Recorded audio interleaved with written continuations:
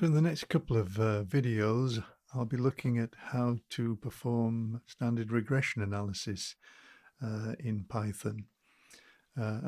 First of all, I'll be looking at dealing with cross-section data.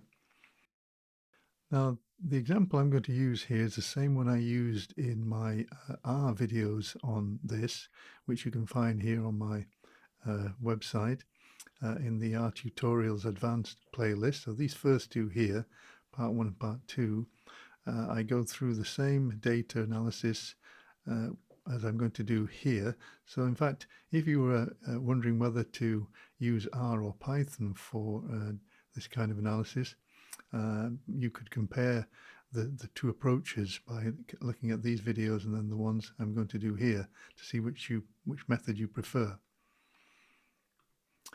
Okay, so we've seen how to import the necessary packages before: NumPy, Pandas, Matplotlib. These are the standard ones that I'm always going to import.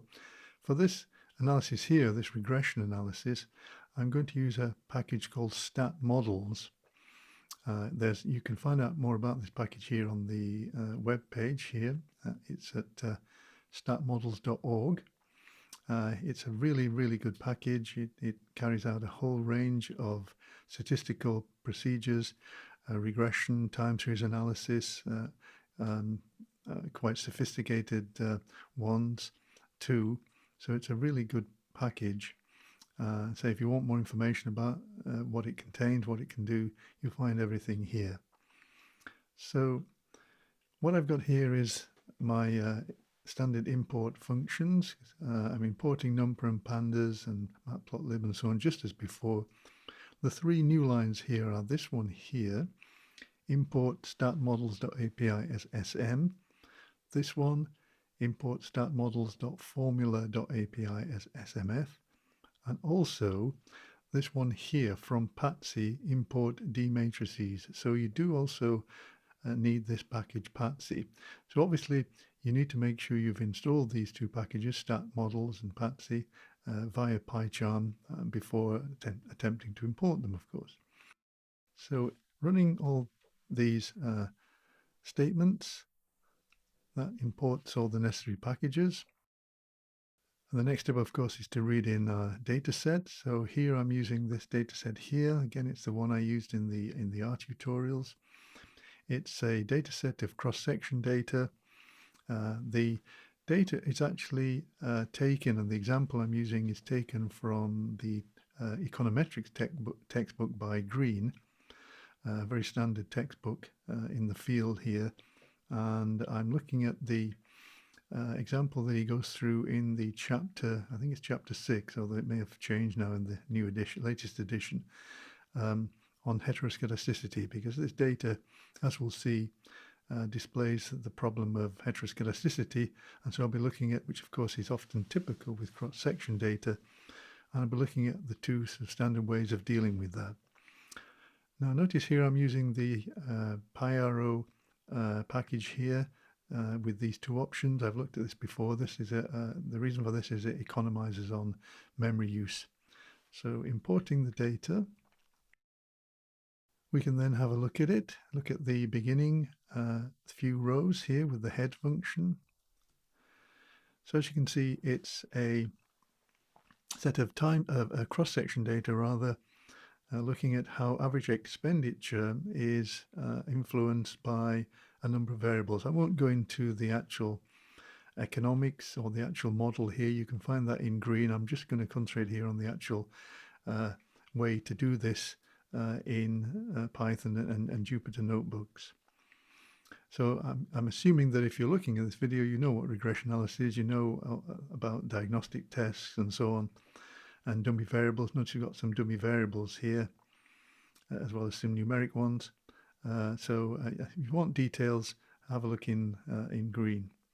So if we run the shape package, that tells me how many rows, how many columns, in other words, how many cases, how many variables. There's 100 observations here on these 7 variables here. Now, in fact, what Green does first off is to subset this data set by only looking at those cases where average expenditure is not equal to 0. because average expenditure is going to be our dependent variable. So where that's 0, it's not really worth looking at. So we can subset this here, and I've looked at how to filter a data set before using the query function, and you can use that. Here I'm going to use a slightly different way here, where what you do here is you put into square brackets after the name of the data frame, df, you put the name of the variable that you want to look at, that you want to filter on in the normal way, so df and then square brackets and average expenditure, and then you put some condition. So as you can see, this is going to only look at those observations where average expenditure is not equal to, that's the standard operator for not equal, of course, an exclamation mark and an equal sign, not equal to 0. So as you can see, that's going to return as a new data frame. So I'm storing that in df1. Only those cases, only those rows where average expenditure is not equal to 0. So in other words, I'm excluding the 0 ones, which is what I want to do. So if I run that, that will have done it. We can check here by looking at the shape function again. And notice this has now it's only got 72 cases, obviously still the same 7 variables. So I've excluded, 28 variables here, cases rather, 28 rows, because average expenditure was 0 in those cases. So having a look at the summary statistics with the describe function, we can see some summary statistics on the data. One thing to check here is the count. That's the same notice on all of them, which means there aren't any missing values here. There may be some other values which are 0, though it's unlikely, which could indicate a missing value. I don't think that's the case in this data set. And certainly green does not deal with that situation. So as we say, some of these are numeric variables, income, age, average expenditure, of course. Some are dummy variables, own rent, self-employed, and so on. So if you want the actual details of each variable and the actual model that's being estimated, you'll find that in the Green's textbook. Okay, so we want to run now a regression of average expenditure against, and again, I'll copy what Green does, against age, own rent, income, and income squared. That's going to be our basic model. Now, how can we run this using the stat model package? Well, there are 2 methods. I'll show you them both. The second one is the one I generally prefer, but there are these 2 methods. The first method is shown here. So we use SMF. Remember, that was what we imported statsmodels.api .formula.api as SMF. So you can use SMF dot and then the OLS function for all release squares, and then in brackets you put what we've got here. So we've got the expression here showing the actual model. Now this is actually, and this is one thing about stat models, it uses the same syntax for specifying the equation, the model to estimate, as in R. So if you've done this in R, you'll recognize this. You put the, in inverted commas, you put the dependent variable and then a tilde, and then you specify the independent variables separated by plus signs, so age plus own rent plus income. And again, as in R, you can specify variations or functions of the independent variable in this way. So in other words, here we're using income squared as an additional variable, and obviously that is the square of this variable. How do you indicate that? Well, you use the I brackets notation. Again, this is the same as in R. So if you want to put something like income squared or 1 over income, or you wanted to put age here, age squared or something, if you want to include a variable which is some transformation of one of the ones in your data set, you use this notation here, I, and then in brackets, the variable. And notice here in pandas, the operator for raising to a power is 2 asterisks. In R, I think it's, if I remember correctly, it's the little inverted V symbol, which you also use in Excel. But here in pandas, it's double asterisk sign. So that's going to give me income squared. But notice you can't just put income squared. That won't work. You have to wrap it. You have to put round this I, capital I, and then brackets round it. And then we then put the data frame where this data is coming from. Again, this is very similar to what you do in R, using this data option. So data equals, and obviously I'm using df1, and then close the brackets here, and then you put dot fit and a couple of empty brackets here because it's a function. So you can see this syntax here. So smf.ols, and then in brackets the model specified in this way, just like in R, comma, data equals, and then the data frame, and then a dot, and then fit, and brackets. And then you store the results in some variable. Here I've called it results1. So let me run that. So that's worked, as long as you've got an error message. Now to view the results, you use the summary function on your variable results. So results1.summary, it's a function, enter the brackets. And we get a nice, really nice, clear printout here of a standard sort of printout that you'll get, of course, with the dependent variable here, the method, here, least squares. It gives you the date and time it was run, number of observations, degrees of freedom of the residuals, the R squared, adjusted R squared, F statistic, likelihood, the AIC and BIC. A lot of information is printed out automatically here. You don't need to do anything to get. For example, if I remember correctly, in R, the standard printout does not include the AIC and BIC, which is, so this is useful here.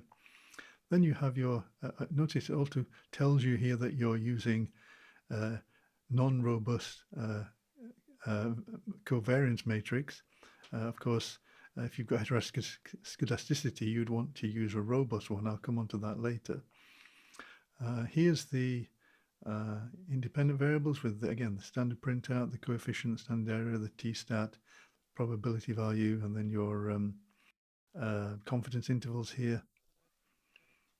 And the Durbin-Watson, you can actually does the Jack-Berer test for normality automatically, measure of skew and cut. There's a lot of really good information here. It's a really nice, comprehensive printout, better in many ways, I think, than the standard printout of R, which doesn't give you quite as much information by default. It also reminds you here that this, of course, the standard errors here, and hence the t-stats, and hence any diagnostic tests are dependent, of course, on the there being no heteroscedasticity, being no autocorrelation. So in other words, the standard errors assume the covariance matrix is correctly specified. That's another way of saying, of course, that you've got no problems with things like heteroscedasticity and so on. Obviously, we need to check for that, which is what we'll look at. So that's the first method.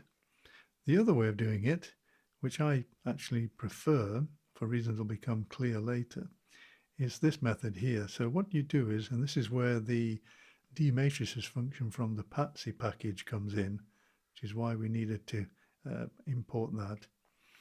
So what you do here is you put y, comma x. Now you needn't use those variable names, but it's useful because what this d-matrix function is going to create is a couple of matrices, y, which contains the dependent variable, and x, which contains your the regressor data set. And of course, these are the standard, if you know the matrix formulation of the OLS method, then you know, of course, that it uses these two matrices, y and x, to then present the formula for the OLS estimators. So it's useful to stick with these standard symbols here. So a small y, in fact, and a capital X here.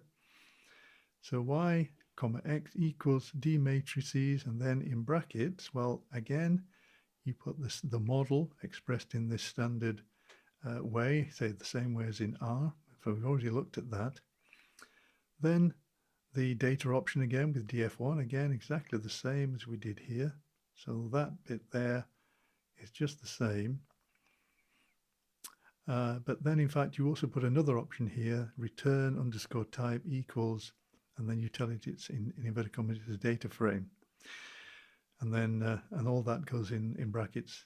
So these are the three things that you need to include as parameters in the D matrix function. Now, what that will return is, as I say, is a couple of matrices, y and x, containing the y contains the dependent variable, and x contains the standard, what you call the regressor matrix, which is used in the formula for the OLS estimators, the matrix formula. And it's useful because then you can actually refer to specific columns in this X matrix later on. So I'm going to run that. And if we then display these two matrices, you will see exactly what I mean. So here is Y. I didn't use the head function or anything, so what it does by default is shows the first 5 rows and the final 5 rows. So there's my dependent variable, average expenditure, and here's my X variable. And notice that it's included the intercept column because, of course, again, if you know about the underlying mathematics here, you know that the in the matrix specification of the OLS model, then you need, if you've got an intercept, the first column will be a column of ones, and here's the other actual independent variables here. Again, if you've done this, if you know the matrix way of doing OLS, you'll recognize this. Okay, now that doesn't actually, of course, produce our results yet. For that, we then need to continue with these this line here. So the first thing to do is to set up these y and x matrices. Then you use this function OLS on SM. So not SMF, that's it, just SM. Notice we imported statsmodels API as SM. So it's using that one there. So it's SM, not SMF. Dot, and it's OLS in capitals this time. Previously it was in lowercase, wasn't it? Yeah. So you've got to get the syntax right here. OLS in capitals, and then in brackets you simply specify these two matrices, y comma x. You then use this line here. So having stored the results of this function in a variable here, mod, you then put mod.fit again and store the results in res in a variable. So basically, rather than having just one line here to create the results, you do need 3 lines. You need this first line here to create the y and x matrices. You then need this line here and then this line. Now you might say, well, that's 3 lines compared to 1, but in actual fact, I think this is preferable for reasons that will become apparent later. And just like we did before up here, we can then use the summary function on this results variable to display exactly this. We'll get exactly this same printout here, as you'll see. So let me run all these. And there we are, exactly the same printout as before, as you'd expect. So that's the 2 ways you can run a regression here, and this applies also to other methods that statsmodels has. And as I say, it's a really comprehensive statistical package for doing a whole range of different basic or sophisticated statistical procedures. You can do various types of regression. You can do time series analysis, including ARIMA modeling and so on. It's really an excellent package. Now, I say you've got these two approaches which you can use. I say I prefer the second one.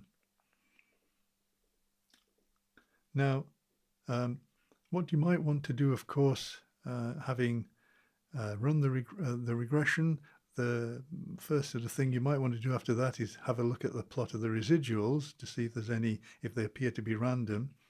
So we can do that very easily here. Now the residuals will be in a property called resid on a property of your results variable, res in this case. So I'm using res.resid, and then I'm just using the standard plot function on that variable. And of course that by default will give me a line plot. I've set a title in the usual way, and I'm showing it in the usual way. So those two commands there we've done before, of course, many times.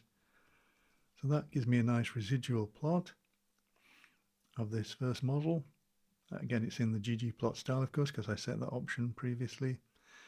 Now, what you could then do is use this plot regress exog function, which is available in stat models. To what it does, this will produce a 4x4 chart of the, well, I can, let me show you the help scene, you'll see exactly. So if I press Shift Tab as usual to bring up the help, as you can see, so it plots 4 graphs in a 2x2 figure. Firstly, the endogenous, i.e. the our dependent variable versus the exogenous one, which you specify. Residuals versus the exogenous one, fitted versus your exogenous variable, and fitted plus residual versus exogenous. So it plots these 4 graphs of various variables against a particular exogenous variable which you need to specify. And what you might want to do here, of course, is to look at these various charts against one of the variables which you think might possibly be creating the heteroscedasticity problem. Obviously, you can do this on each one of them and see what sort of information you're getting out. So it's a nice little sort of diagnostic tool, graphical tool. So what I've chosen to do here is to plot these things against income.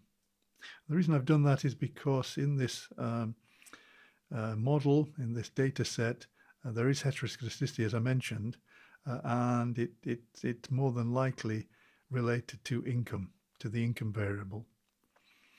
So what you do is here you put fig equals plt.figure, and then you put the figure size option here. And again, you'd need to maybe experiment here to make sure that this figure size is enough to show the 4 plots nicely. So a little bit of trial and error involved perhaps there. And then this is the key line, sm.graphics.plot_regress_exog. That's the function.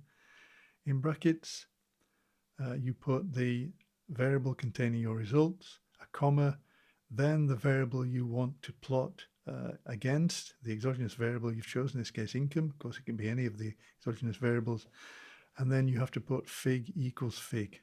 That's the actual syntax. If you want to look at the syntax, the details of this more closely, then obviously look at this function in the stat models page.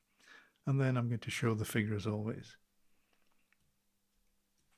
So this is what you get. You can see you get a 2x2, nice 2x2 chart with these 4 graphs which it told you about in the help system. So the dependent variable against income, the residuals against income, income being the one you've chosen. The fitted values against income, and the fitted values residual plus the I think what was it, the fitted residuals plus income plus exogenous variable against income. I can't remember that. We can look here just to check. Yeah, it was fitted plus residuals versus exogenous one being income in our case. Now I won't say anything here about how you interpret these charts. You can find out about that from the stat models page, or you can look at this. You know, if you understand the econometrics or the statistics here, you'll know why these charts can be useful. Okay, so that's how you can create some nice charts. Another one you might, if you don't want to use this built-in function here to plot all these, if you don't feel the need, you need all four, you might just want to look at, say, a plot of residuals against fitted values,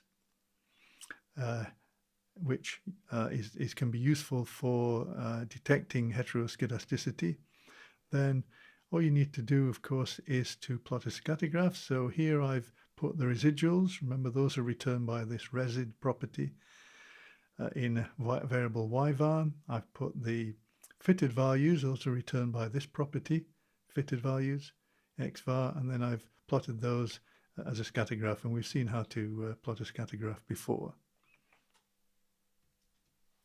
And there we have a nice graph of residuals against fitted values. I say this is often a good way of detecting heteroscedasticity,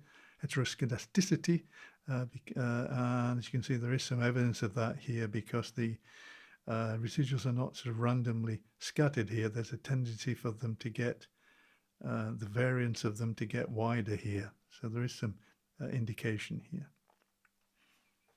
Okay, so that completes this first part of this tutorial on a regression of cross-section data.